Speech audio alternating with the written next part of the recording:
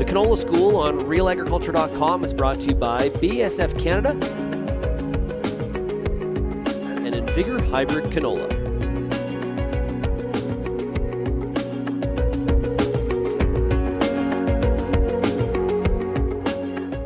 Hey, Kara Oostros here with RealAgriculture.com. I am back here today with another Canola School episode, and I have here with me Shawn Senko of the Canola Council of Canada. How's it going today, Shawn? Good, thanks. We're in southern Saskatchewan and it's raining, so really, how can we go wrong? Exactly, yeah.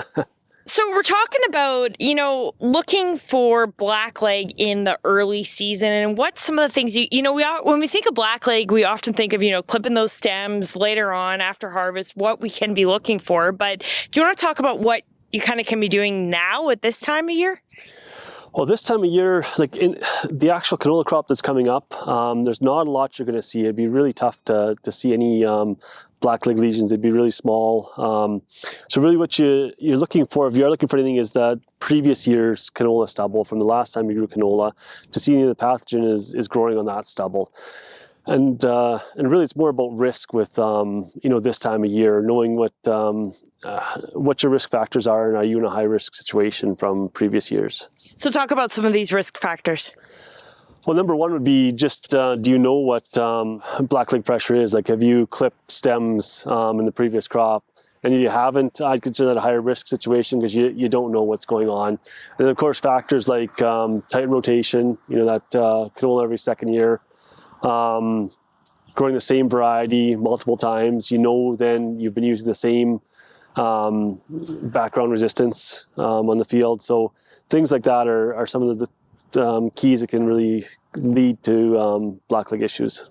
Okay, so if you are in one of these high risk situations, I know if we see blackleg later in the season, there's not really anything we can do about it. Is there anything you can do about it if you know you're in a high risk situation? Yeah, if you're in a high risk situation, there are blackleg fungicides out there, but the key with them really is it's got to be early. Like I think the latest would be 2 leaves. So ideally cotyledon 1 leaf would be the ideal timing for it. So really, if you're going to do it, you want to be in just in that early time. If you miss the timing, there's not a lot of effectiveness of the fungicide. So talk a bit about the cycle of blackleg and why we would want to spray it early. That's when it really develops, is in those early stages?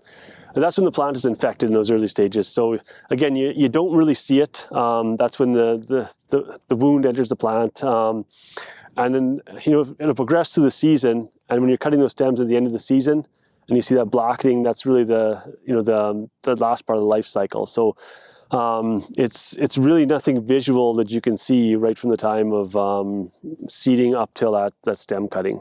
And maybe a bit of a message there too, if you see blackleg this year on your field, to keep those records, because in a couple of years when you go back to canola.